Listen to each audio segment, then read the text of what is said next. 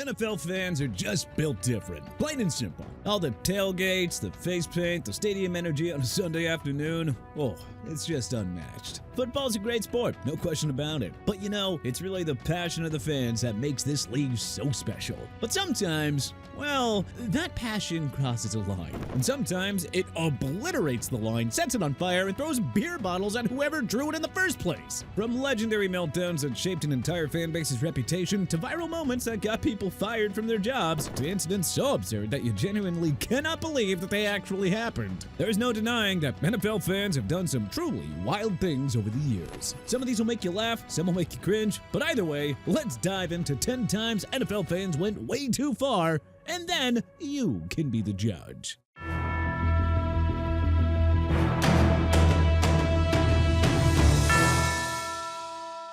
Chiefs Superfan Melee. This one dates back to October of 2021. It was, a big one. Chiefs versus Bills at Arrowhead. Two titans of the AFC squaring off. Only, it wasn't their respective fans that were getting into it on this particular day, but rather, two of the most dedicated Chiefs superfans on the planet who went toe-to-toe against one another. You know superfans. Guys who dress up every game with crazy face paint and custom gear. Two of them, X Factor and Red Extreme, had been feuding for 18 years over personal stuff. Yeah, 18 years of beef, all coming to a head on a Sunday night. So, what started this was apparently X Factor allegedly threw a drink at Red Extreme's wife. Red Extreme responded by knocking him out cold, in full costume of course. The clip spread everywhere within hours. One of the most recognizable Chiefs fans in the building lying motionless in his ridiculous getup while security scrambles to figure out what just happened. The fallout was pretty swift. X Factor got permanently banned from Arrowhead, but neither guy pressed charges. I don't know, maybe you gotta assume there's some sort of code amongst these nut jobs. Although, based on the tweet that X Factor released shortly thereafter detailing the origins of their beef, maybe these guys are bigger savages than we thought. Yeesh, Jerry Springer level drama and an MMA style knockout? Quite an added bonus for any fan sitting in their section who thought they were just gonna watch the latest iteration of the Bills versus the Chiefs. Tom Brady laser pointer. I don't know what's in the water in Kansas City, but man, here's another Chiefs fan gone rogue. Oh well, at least this time it wasn't friendly fire. But shining a laser pointer directly into Tom Brady's eyes during the AFC Championship, that's a different level of unhinged, especially considering the potential damage that it could have done to his vision. Look, we've all done dumb things trying to help our team win.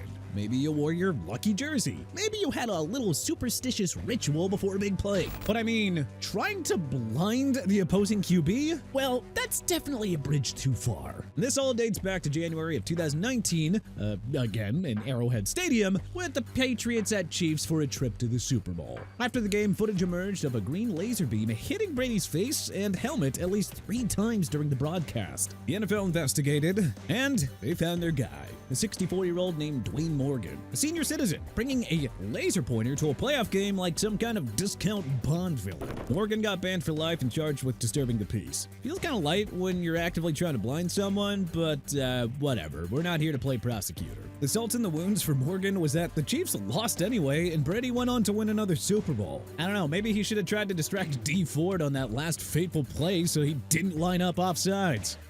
Oh well. Mr. Morgan accomplished nothing besides a lifetime ban and a mugshot. Congratulations. Cowboys fans pelt refs with trash. This one goes back to one of the most controversial endings in recent playoff history, and the aftermath might have been even wilder than the game itself. The incident took place during the 2022 wildcard round. It was a classic matchup between the Cowboys and 49ers at Jerry World. Dallas is down 23-17 with seconds left. Dak runs a quarterback draw to pick up yards, then hands the ball off to his center to spike it. The ump collides with Prescott while running to spot it. Clock hits 0, game over. The Cowboys players and coaches were irate, but the real story was that the fans absolutely lost it. Debris started flying toward the tunnel, bottles, cups, whatever they could grab. They all pelted at the referees as they sprinted off the field. Post-game, a reporter asked Dak about the behavior, and when he thought fans were throwing stuff at players, he condemned it. But once he learned it was aimed at the refs, credit to him then. Yeah, probably not what the NFL would have liked one of the most recognizable players in their game to say, but hey, as Dak would say, credit to him. At least for speaking his mind honestly.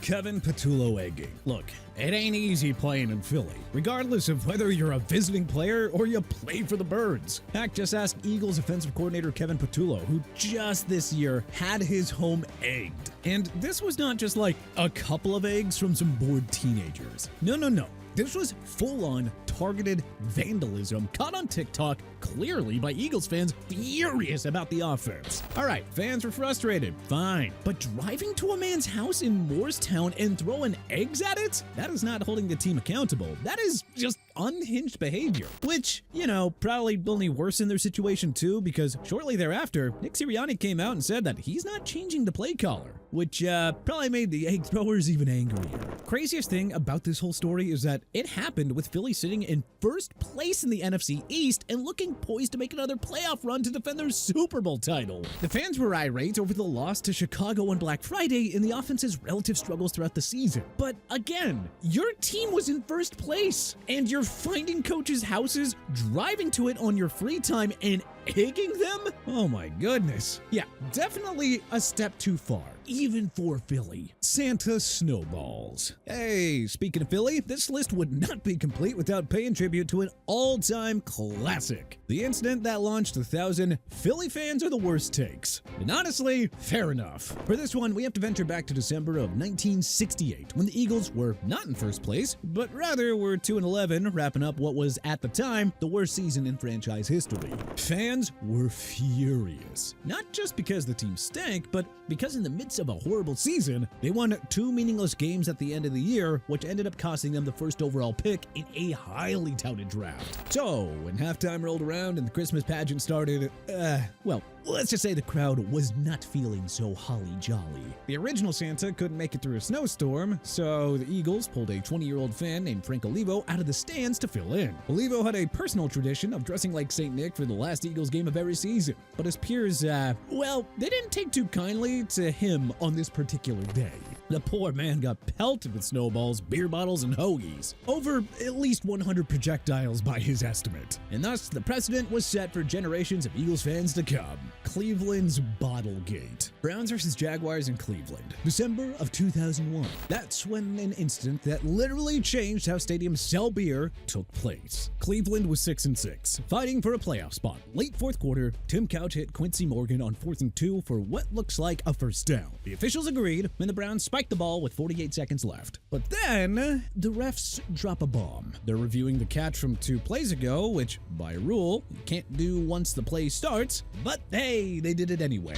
They overturned the completion, gave the ball to Jacksonville. What followed was absolute chaos. Plastic beer bottles started raining onto the field, then trash cans. Someone reportedly threw a portable CD player. Officials tried to end the game early, but Commissioner Tagliabue called from the league office and forced them to finish. 25 minutes later, players emerged from the locker room. Some had already showered to play out the final seconds, and, the Jaguars won 15-10. Over a dozen fans were arrested. Stadiums across the country banned plastic bottles and started removing caps before serving. Yet Cleveland didn't just lose a game, they invented a whole new rule for NFL security. Response to Tyler Bass's missed kick. The 2024 AFC Divisional Playoff matchup between the Bills and the Chiefs came down to the very wire. Teams were back and forth all game long, and the action came to a head with 3 seconds left and Buffalo down 3 points. Tyler Bass lined up to take a 44-yard field goal to force a 27-27 tie, and he missed it. Yeah, go figure. Within hours of the game ending and Bills losing, he was receiving countless death threats online, prompting him to actually delete social media and pushing him and his girlfriend into hiding because of how many people were calling for violence against him.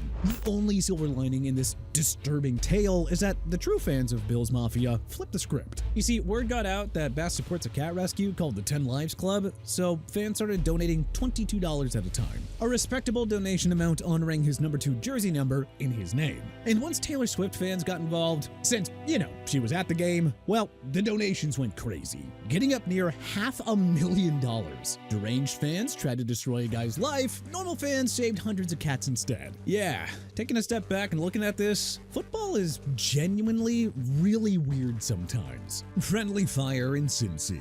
2025 has been a frustrating year for the Bengals, and the fans have shown it in a variety of ways, including a friendly fire brawl during the showdown with the Jaguars that saw Joe Burrow go down with a season-altering toe injury in the second quarter. After their franchise quarterback limped off to the locker room, emotions were running high and frustration boiled over. A group of Bengals fans, all wearing Burrow's number 9 jersey, started throwing punches at each other. Same team, same jerseys, absolute mayhem. 5 guys in matching jerseys swinging at each other over a glass barrier while women try to break it up. One dude was rocking a custom jersey that said, "Your mom," with the number 69 on the back. An elderly fan ended up getting knocked to the ground due to this chaos. Oh, and of course, Bon Jovi was blasting on the stadium speakers the entire time. Insane scene, you can't make it up.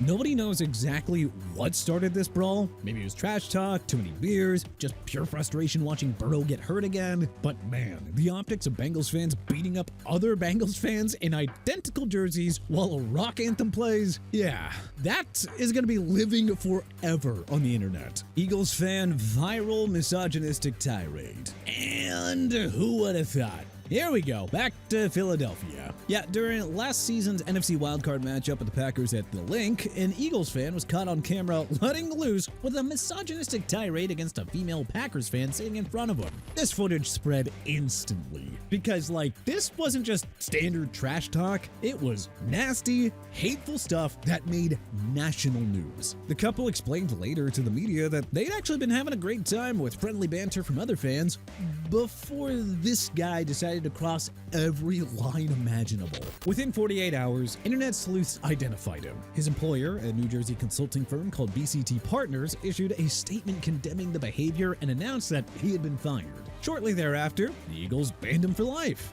Okay, let's back up a minute, because talking trash is part of the experience. And heckling opposing fans is practically tradition. But holy, there is a difference between your team sucks and whatever that was. Tough situation. But man, it is hard not to feel like that old Birds fan got what he deserved there. 42K Super Bowl streaker. All right, let's finish things off on a lighter note with one of the more absurd too far displays that we've seen in recent memory. Super Bowl 58, Chiefs versus 49ers at Allegiant Stadium in Vegas. With 5 minutes left in the third quarter, a shirtless man sprints onto the field with his Instagram handle written across his chest. He was promptly apprehended and taken to jail, as you might expect. Turns out that he was a day trader from Miami and paid $42,000 for that ticket. Yeah, $42,000 just to run onto the field, get tackled by security, and then get arrested on national television. But it gets even better. Gonzalez reportedly bought cleats at Dick's Sporting Goods the day before, specifically so he could be faster on the turf. I guess he also told everyone at a UFC event the night before, apparently including Dr. Phil, exactly what he was planning. So I guess this guy was loaded, probably in more ways than one, so that $42,000 loss and a night in jail really didn't put him in the poorhouse or anything. But definitely crazy behavior nonetheless. But hey, which of these shocked you the most? Was there any notable event that we may have missed that belonged on this list? Let us know in the comment section below. If you like this video and learned a thing or two, then hey, clicking the like button helps us out a ton. And we really appreciate it. If this is your first time coming around to TPS though, then subscribing is a great idea, because we put out videos like this every single day. But as always, thanks for watching, and we'll see you guys next time.